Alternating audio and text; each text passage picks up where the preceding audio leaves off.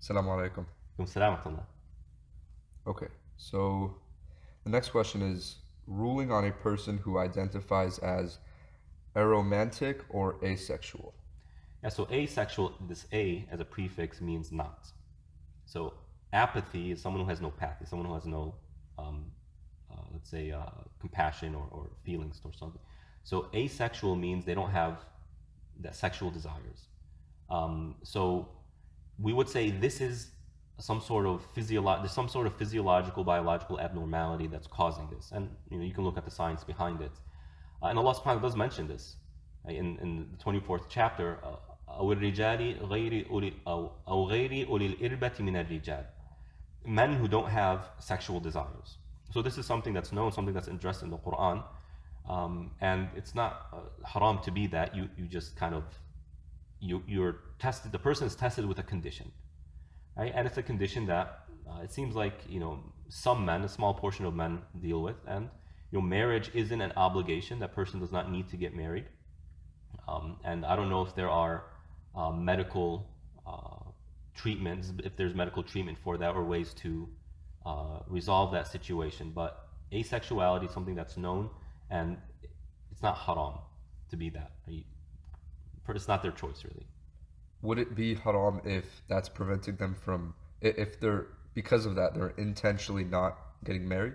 Well, they can't, right? In fact, Right. if they were to get married, it might be an injustice to the one that they're marrying, because she has rights, right? And part of that right is that she is satisfied sexually.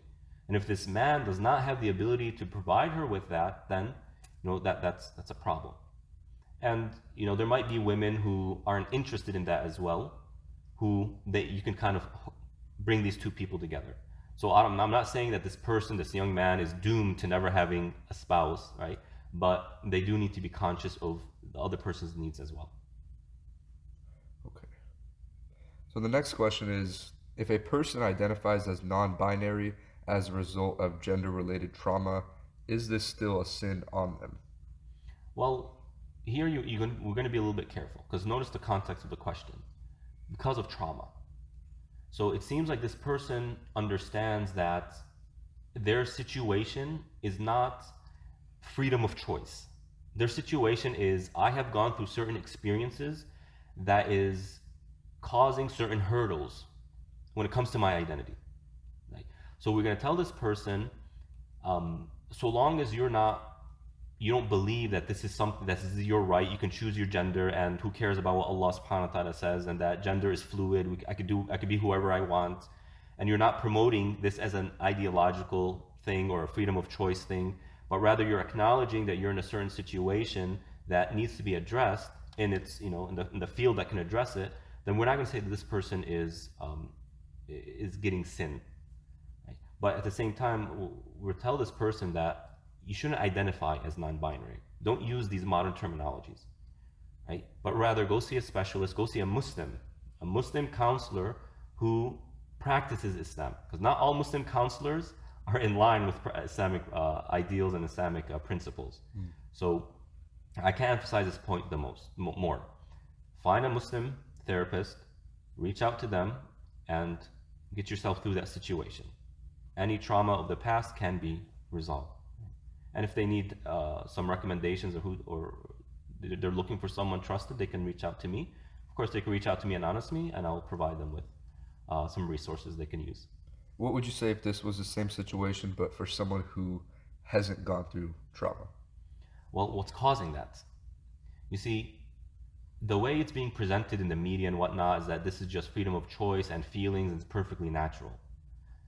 Other people who are in the field of psychology and whatnot, they say, look, all my patients who identify as homosexual have gone through sexual harassment while young, right?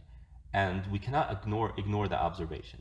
So somebody who's truly struggling with what's called gender identity disorder, they think that their body is different than their gender. They understand that they're biologically male, but they feel like a woman, or vice versa, or somebody who has attraction to the same gender. We as Muslims are going to say there's something that is probably causing this, whether it's trauma. And sometimes, by the way, people fall into this because of excessive porn addiction. So you got to be careful of that regard. And so somebody who says, it's not because of trauma, I just want to identify this way, we're going to say, look, you're going to have to really, we'll have to sit down with this person and explain to them that's not appropriate as a Muslim. So this is not just going to happen naturally. There's going to be something that kind of triggered that. That's what we're going to say, right? And again, the scientific realm is not allowing unbiased and fair research in this regard. Academia finds this topic as taboo, meaning they unequivocally accept the LGBT narrative, unequivocally. And professors who don't agree with that or don't fall in line with it are getting fired. So unfortunately, we don't have proper research that is fair, that can truly address this issue, research the issue to where we can get to the root of the situation. Where is this all coming from? And so that's very unfortunate.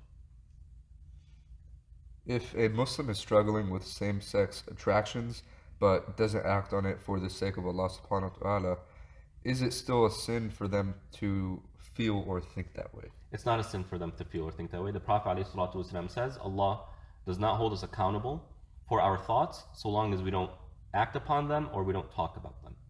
Now, this is a huge challenge for these individuals, and this is a test of our time. Right? And so we want to make sure as Muslims, we don't undermine our brothers and sisters who might be struggling with this, nor are we going to view them as bad Muslims. In fact, you had a companion during the time of the Prophet ﷺ who is what we would call today an alcoholic, during the time of the Prophet ﷺ. But at the same time, this person was a warrior. He was a warrior on the battlefield. And the companions would deal with this person as, your alcohol stuff, that's a problem, man. It's a problem, it's a sin. They don't ignore it. They address it, but they address it compassionately while also appreciating this other side of him. But you're a warrior, man. We love that. So those who are struggling with this feeling and are not acting upon it for the sake of Allah, we say that's a warrior. And we encourage them to continue to be part of the Muslim community. And we continue them to do the good work that they can do and provide humanity, provide whatever, your skills. And we're not going to downplay that. Just don't publicize your feelings, because that's part of dealing with it, by the way. When it comes to sexuality, part of dealing with it is not talking about it. Except if you're talking about it to somebody who can help you with that situation, like an imam or like a counselor. So as long as they keep it to themselves and they properly address it, then it's permissible, inshallah. It's not an issue of permissible, it's just that they're not getting sin for it. Okay. Right. Got it. Okay. If you are a healthcare professional and have LGBT clients, is it haram to work with them, like as a primary care doctor or a psychologist? Does it depend on what kind of treatment? So what kind of treatment is going to make a difference? Now, a doctor is just dealing with medical issues, so it's really, LGBT becomes outside of this realm. Now, I know that there is a challenge when it comes to a doctor or a physician or EMT who has to deal with an emergency situation, provide this individual with medicine, and it differs in terms of their gender, right? How the dose of medicine you can give this person is going to differ from gender to gender. And so if a woman is coming and saying, I'm a man, I want you to treat me like a man, give me medicine like a man. I mean, what, you want us to kill you? So I don't know how doctors are going about dealing with this reality, but I don't think, what I'm understanding is that doctors aren't really going to struggle that much with it because it's medicine. It's psychologists who are going to come and have kind of a lot of pressure. Because if part of the way that psychologists are trained is that if somebody comes with gender identity disorder or homosexual inclinations, a psychologist is taught to accept that and endorse it and to encourage them to embrace it. We're going to say that's un-Islamic. Right? You can't do that. Now, please don't take what I say and copy paste and get fired and get your license revoked.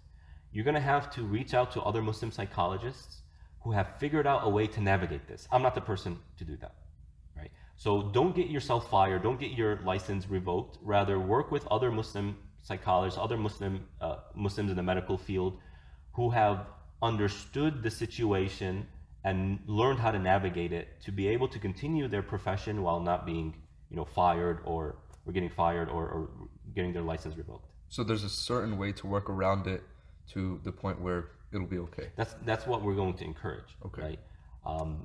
And maybe sometimes you slip and you make a mistake. We're not going to say, oh, you've done a sin and you've endorsed it. No. We all make mistakes. Nobody's perfect. Sometimes I give a fatwa that later I say, you know what, that was the wrong thing. Sometimes I give advice that later I think, I'm like, you know what, that was a wrong piece of advice. That's just human nature.